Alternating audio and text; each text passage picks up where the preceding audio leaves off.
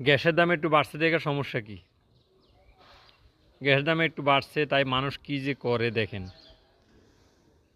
কিন্তু অন্য অন্য জিনিসগুলোর যে দাম কমছে সেটা মানুষ আর বলে না। দেশে মাটির দাম কমেছে, দেশে মানুষের জীবনের দাম কমেছে, এগুলার কথা কেউ বলে না। এগুলো গ্যাসের দাম বাড়লে কী হয়েছে? গ্যাস কি সব সময়ই হয়?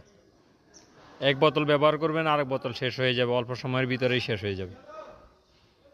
অন্য অন্য জিনিসের দাম কমছে, যেমন আমি বলছি মাটির দাম কমছে, মানুষের জীবনের দাম কমছে, আর কি কমাইতে হবে?